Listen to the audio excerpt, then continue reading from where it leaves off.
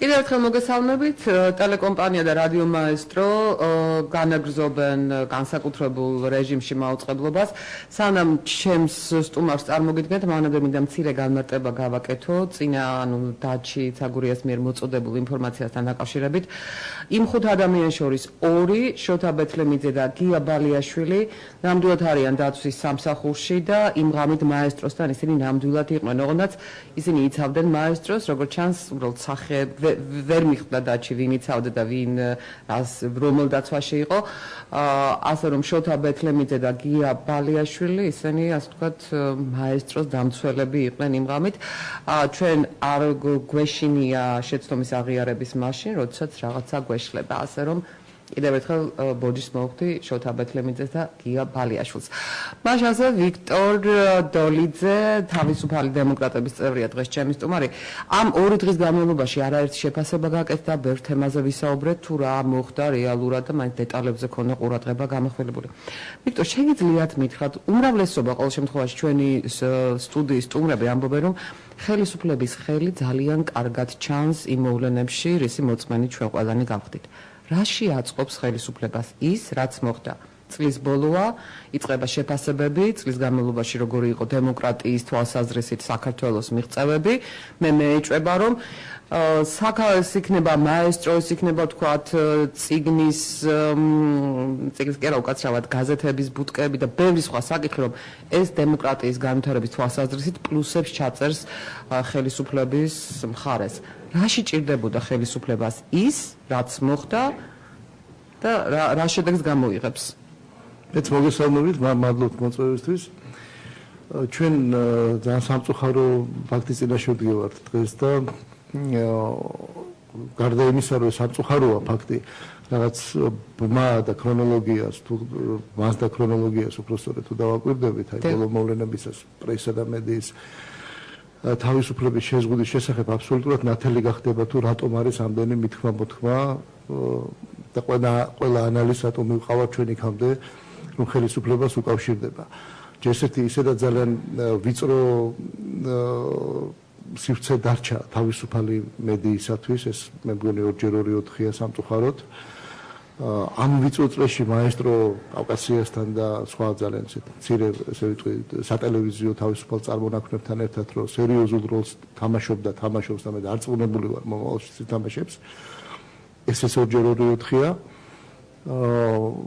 და ასევე თუ კი დავაკვირდებით ჩვენ სახელისუფლებო არხების მიერ განსაკუთრებით ბოლო პერიოდში მომდინარე პროპაგანდას, იმ პროპაგანდისტულ მანქანას, იმ სიცრუის მანქანას ამავე დროს, რომელიც განსაკუთრებულ რეჟიმში მუშაობს, ბუნებრივია მაესტროს და მაესტროზე გამოთქმულ თავისუფალ სიტყვას, არა მხოლოდ ოპოზიციის წარმომადგენლებისგან, არამედ თვითონ ხელისუფლების წარმომადგენლებსაც ჰქონდათ ყოველთვის იმ საშუალება, რომ მობრძანებულიყვნენ და გამოეთქვათ, მიუხედავად იმისა, რომ ისინი ან ვერ იყენებდნენ შეგნებულად. თუმცა ბოლო ხანებში სხვა შორის დაიწყო სიარული. ბოლო ხანებში მეტნაკლებად, იმიტომ რომ ეტყობა მათაც თავიანთ პოლიტექნოლოგიებმა რაღაც გარკვეული რჩევები მიცეს. ამის საშუალება ნამდვილად იყო, მაგრამ ამის პოლიტიკური ნება არ არსებობდა და დღეს ქვეყანაში არ არსებობს. მე გუშინაც მქონდა საუბარი საზოგადოებრივ არხზე მქონდა იმის ბედნიერება, რომ მივსულიყავი და ჩემი თქვათ სათქმელი მოსახლეობისთვის მეთქვა. სადაც ვახსენე Freedom House-ის მონაცემები. 2010 წელს ჩვენ თუ დავაკვირდებით, ამ მონაცემებით უფრო უკანა ვართ ჩვენ სიტყვის თავისუფლების მხრივ, ვიდრე ვიყავით თუნდაც 2003 წელს. აი რიგითობასაც რომ დავაკვირდეთ, სადაც 95 ადგილზე ვიყავით მაშინ, 2010 წელს უკვე 98 ადგილზე ჩამოვიწიეთ იმის გათვალისწინებით, რომ ნახევრად თავისუფალია საქართველოში სიტყვა, ნახევრად თავისუფალია მასმედიის საშუალებები. ლოგიკას მივყავართ ეს ერთია და ეხლა რასაც ვახსენებთ. კიდე მეორეა ფაქტი, რომელიც მე ამ დღეებში, ამ ბოლო 2-3 დღის განმავლობაში ჩემი თვალით ვიხილე, იმიტომ რომ მე თვითონ ვარ თანამონაწილე, მე ვიტყოდი იმ პროცესების, რაც ხდებოდა ნუცუბიძის ქუჩაზე, იმიტომ რომ პირადად გავხდით იქ დილასაც და ღამე გვიანობამდეც. ანუ ეროსი კინწმარიშვილი გადაცოცხლა თუ გადაძვრა, გადააბიჯა თქვათ იმ ზღურს, არ შესულა კარებიდან. გაურკვეველ 12 პიროვნებასთან ერთად პოლიციის კორდონი, რომელიც იმყოფებოდა როგორც გარეთ, ასევე შიგნით, იგი პრაქტიკულად ასრულებდა ეროსი კიწმარიშვილის მითითებებს და თქვენმა ჟურნალისტებმა ჩემზე კარგად უწყიან თუ რასთან ჰქონდათ საქმე და პლუს ამას ისინი არაძლევდნენ საშუალებას ჟურნალისტებს რათა განახორციელებინათ თავიანთი პროფესიონალური მოვალეობა. არც შიგნით უშვებდნენ და იმ დონემდეც მივიდა საქმე, რომ გენერალური დირექტორიც არ შეუშვეს. ანუ მოხსენიო ასე ამბობს. თან რომელიც მოხსნა ეწოდება, თქვათ მართლობა. ეხლა ესეთი უნისონში მოქმედება მე ნამდვილად მაძლევს იმის ლეგიტიმურ საფუძველს, რომ ვიფიქრო, რომ ნამდვილად ერთი და იგივე ინტერესი იცავდნენ და ძალიან სამწუხაროა ჩემთვის თამუნა პირდაპირ გეტყვით ის რომ თადარიგში როგორც ხედავ მე გუშინაც ვახსენე და დღესაც არ შემიძლია ხაზი არ გაუჩნო ამ ფაქტს ხელისუფლებას საკმაოდ ყავს ეთყობა ჯერჯერობით კიდევ ჯოზეფ კეიები იმიტომ რომ სცენარის მიხედვით მან შეიძლება მასშტაბები იმ პერიოდში იყოს სხვა ბუნებრივია 7 ნოემბერს გულისხმობ მე 2007 წლისას მაგრამ სცენარი იყო ერთი და იგივე მას შემდეგ როდესაც ხელისუფლება ხა მაშინ დაარბია ეხლა შუაში ჩადგა ამას მე ნაკლებ მნიშვნელობას ვანიჭებ ეხლა შეიძლება უფრო მცირე ძალით უფრო ჭკვიანურად გადაწყვიტეს ამ თქვა სცენარის დადგმა მაგრამ გამოჩნდა ადამიანი რომელიც დღეს ფაქტია და ამ ფაქტს ვერ გავექცევით ვერავით მისი მიზეზით არის გამოწვეული ის რომ თქვენ მუშაობთ საგანგებო ვითარებაში.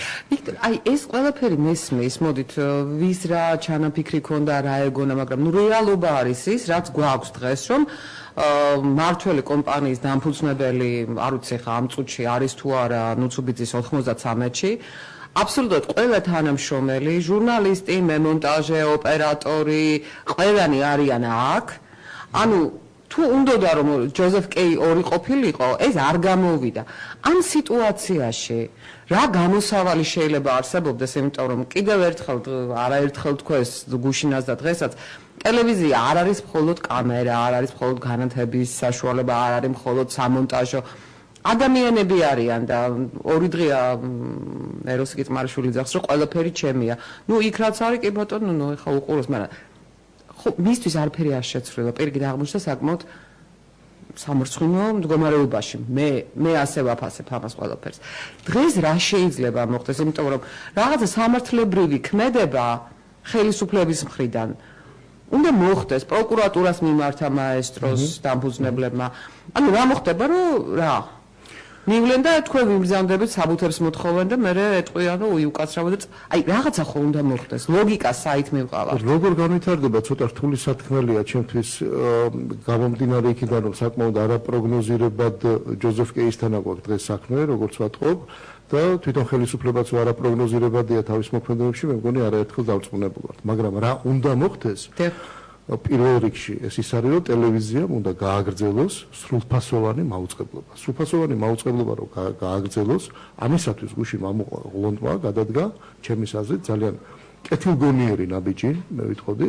და მოულოდნელი მართველი კომპანიის ალბათ მათვისაც მოულოდნელი დატოვა, ასევე დაატოვებინა ჟურნალისტებს ის ტერიტორია და გადაწყვეტეს კი. ხო, აბსოლუტურად კეთილგონიერი გადაწყვეტილება იყო, მე მგონი სხვა სიტყვა ამას უკეთესად ვერ შეესადაგება. და განაცხადა რომ მე მზად ვარ ჩვენი საუბარი გადავიტანო სამართლებრივ ჩარჩოებში, არ ვიცი ხა ამას არბიტრაჟი დაერქმევა, სასამართლო დაერქმევა თუ ერთმანეთში გადაწყვეტენ ამ დავას. ეს არის ბიზნეს საკუთრება და საკუთრებასთან დაკავშირებული სამართლებრივი დავა როგორც ჩანს, მაგრამ რაც თავარია მან მისცა საშუალება თავისი მხრიდან, რათა ტელევიზიამ გააგრძელოს მუშაობა. მე მინდა იმედი გამოთქვა, რომ ანალოგიურს გააკეთებს ეროსი კიწმარიშვილიც. ყველაზე მთავარი რა არის ახლა რომ თქვენ მოახერხოთ გადასვლა იმ შენობაში, სადაც იყავით აქამდე და სრულფასოვნად გააგრძელოთ მაუწყებლობა. იდაონ მართლმაც ფლობელმაც ამაში არაფერი არ არის ცუდი მე არ ვარ თქვათ ახლა მოსამართლე და არც ჩემი და არც თქვენი და არც არავის გადასაწყვეტია ჩემის აზრით რომელი მხარეა მართალი მაგრამ ეს არის აბსოლუტურად სამართლებრივი საკითხი აბსოლუტურად სხვა კონტექსტია და ის ნუცუბიძის ქუჩა ნამდვილად არ არის ის ადგილი სადაც უნდა გადაწყდეს ამხელა და ძალიან მარტივ საკითხთან გვაქვს ჩვენ ახლა საქმე ამას სჭირდება ელემენტარულად პოლიტიკური ადამიანური ზნეობრივი ნება რომ ადამიანმა გამოხატოს. ისეთ კონფლიქტოლოგიაში არის ასეთი თეორია ერთ-ერთი რომ როდესაც კონფლიქტი ძალიან მწვავდება და ყველა პრობლემა ამოდის ასე ვთქვათ ზედაპირზე კონფლიქტში მონაწილე მხარეები ან ამ კონფლიქტს აგვარებენ, აი ყველა მწვავე საკითხს, ან კონფლიქტი მათ მოინელებს, ანუ ცუდად თავდება ხოლმე. Რა თქმა უნდა, მე მივესალმები, რომ კონფლიქტი მოგვარდეს ნებისმიერი სახით. უბრალოდ კიდევ ერთხელ პრობლემები ალბათ იყო და ჩვენც გვსმენია ამაზე, მაგრამ ყოვლად მიუღებელია ნებისმიერი ჟურნალისტისთვის ის გაუგებარი დაცვის თუ ვიღაცის წევრები, რომლებიც შემოიჭრნენ და რომლებიც განკარგულებას იძლეოდნენ, ვინცაც შეიძლება წასულიყო და ვინცაც შეიძლება არ წასულიყო. ეს არის თორე პრობლემების თუ არსებობს მოგვარება რო უნდა და პრობლემების არსებობა არ არის თავად პრობლემა. ამაზე მე მგონი არავინ არ დარტობს. წინა საარჩევნო პრინციპში რეალურად საარჩევნო კამპანია უკვე დაწყებულია. მესმის რომ სანამ ზოგიერთი პოლიტიკური ფიგურა გამოჩნდებოდა პოლიტიკაში, ხელისუფლება მეტნაკლებად მშვიდად წყარად იყო და რეალურად თქვათ როგორც ჩანს შედეგები როგორი იქნებოდა მას თავის წარმოდგენაში უკვე გადაწყვეტილი ჰქონდა. თუ მე მაინც მგონია რომ მაესტროს ამ თვალსაზრისით პრობლემა არ ექნება და ასე იქნება თუ ისე ჩვენ გავაგზავნებთ ეთერში ყოფნას. რა პრობლემებს შეგიქმნით მხოლოდ ნაციონალური არხების პირობებში წინასაარჩევნო კამპანიის გამართვა თქვენ ერთ-ერთ ოპოზიციური პარტიის წარმომადგენელს? ეს დიდი პრობლემა იქნებოდა თქვენთვის? კარგი კითხვა, ბუნებრივია, ჩვენ საქმე გვაქვს ძალიან რთულ ვითარებასთან. ეხლა ნაციონალურ არხებს რო გადავხედოთ, იგივე იმედი ავიღოთ, იგივე რუსთავი ავიღოთ, საზოგადოებრივი მაუწყებელი მეტნაკლებად, ნუ ხა მეორე არხი გაიხსნა და რაღაც მეტნაკლები, თქვათ, ინფორმაციის მიწოდების საშუალება ოპოზიციურ პარტიებს საზოგადოებისთვის მაინც შეუძლიათ.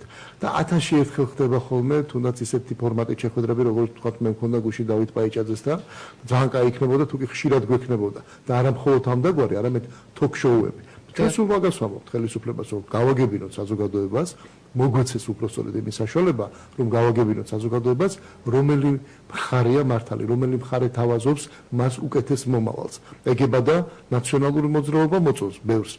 ხო, ანდა სხვა რომელიმე პოლიტიკური ძალა. გახსენით ეს სივრცე. მაგრამ ესენი არ ხსნიან, შეგნებულად არ ხსნიან და ნუ ეს არ არის არც ჩემთვის, არც თქვენთვის სიახლე და პლუს ამას ანუ რუსთავი ორი კაცმა არ იცის რომელ ოფშორულ ზონაშია დაფიქსირებული, ვინ არის მფლობელი, ვისი ხელიდან საგადადის გაირკვეს და იმედი ავიღოთ და გიორგი არველაძე ჯერ იყო და ეკონომიკის მინისტრი იყო თუ და მე ადმინისტრაციის თუ პირიქით აღმაშენებლობა არა პრეზიდენტის ხელმძღვანელი ანუ ეხლა იგი უდგას სათავეში მაგას ყველაფერს რო თავი დავანებოდა თქვენ თუ სხვადასხვა გავლენიანი საერთაშორისო ორგანიზაციების თქვათ რეკომენდაციებს და თქვათ ინფორმაციებს ნახავთ მათაც ძალიან კარგად უწყით ეს და ძალიან ხშირად საუბრობენ ხოლმე ამ თემებზე და თავიანთ რეპორტებში ისინი და დასკვნებში აქვეყნებენ ამას. ამდენად ეს არ არის ახალი და როგორ შეიძლება აი ესეთ ჩაკეტილ სივრცეში სწორედ მაგიტომ დავიწყე მე იმით რომ მაესტრო ნამდვილად ძალიან სერიოზულ როლს თამაშობს. თქვენი საგანგებო რეჟიმში ყოფნა თუნდაც 1 და 2 დღე ეს არის ძალიან რთული ეს ჩვენი პოლიტიკური ძალა იქნება. არა, მაყურებლისთვის არის ძალიან მძიმე, იმიტომ რომ მას უნდა სრულყოფილი ინფორმაციის მიღება რა ხდება ქვეყანაში. ჩვენ რამოდენიმე დღის წინ გახსოვთ ალბათ, ქონდა საერთაშორისო ორგანიზაციების და საელჩოების წარმომადგენლებთან თავისუფალ დემოკრატებმა ორგანიზება გაუკეთეთ შეხვედრას, თქვენი წარმომადგენლები იყვნენ, მათ შორის დამფუძნებლებიც და მოგვეცა იმის საშუალება, რომ გარდა იმისა, რომ ჩვენ მივაწოდეთ ჩვენი პოლიტიკური ხედვა საკითხთან დაკავშირებით, თქვენმა წარმომადგენლებმა დეტალურად აუხსნეს და მინდა გითხრათ, რომ ინტერესი იყო ძალიან დიდი. გაოცებული დასჩენ იმით ერთ-ერთი ელჩი მეკითხება სწორედ აი იმ კითხვას, სადაც თქვენ საუბრობდით ეხლა რომ 12 უსაშუალო პირადობის მოწმობის გარეშე აბსოლუტურად ამოუცნობი ეგრეთ წოდებული დაცვის წევრები შედიან ტერიტორიაზე, თუნდაც პოლიციის პატრული იყოს, იგივე შემთხვევით რომ ეზოშიც იყვნენ გახსოვთ თქვენ პატრულის წარმომადგენლები და ფლობელი და მესაკუთრე თხოვს რომ დატოვოს ტერიტორია ამ ხალხმა და შემოუშვას თავისი საკუთარი თანამშრომლები ტელევიზიის. და აი ეგეთი რაღაცა როგორ ხდება უკვირდა ელემენტარულად. მე ხა აუხსენით ცოტა ღიმილნარევად რომ თქვენთან ეს არ ხდება. საქართველოში დღეს ესე დაფუძნებულია სააკაშვილის ხელისუფლების მიერ.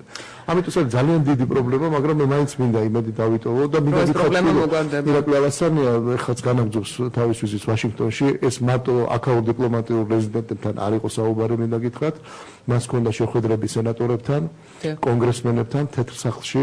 დღეს ბატონ მაკფოს ხდება ობამას პირად მრჩეველს ევრაზიისა და რუსეთის საკითხებში, იქ როგორც ევროატლანტიკურ მისწრაფებებთან, ჩვენ დასავლეთში ინტეგრაციასთან, დემოკრატიულ რეფორმებთან, ასევე ერთ-ერთი უპირველესი თემა იქნება მაესტრო საკითხი, მე მინდა გითხრათ, მედია და მათ შორის უპირველესი მაესტრო და ყველა დონეზე ჩვენ თავისუფალი დემოკრატები ყოველ შემთხვევაში, ისევე როგორც ჩვეულებრივი მოქალაქეები და საზოგადოების წარმომადგენლები, ყველაფერს გავაკეთებთ იმისთვის, რომ გვერდში დაგიდგეთ ბოლომდე. ძალიან დიდი მადლობა ვიქტორ დოლიძე, თავისუფალი დემოკრატების წევრი იყო ჩვენი სტუმარი, მცირე შესვენება და ეკაბერიძეს აეყოლება განსაკუთრებული სტუმარი იმედა კახიანი, ასე რომ დარჩით ჩვენთან.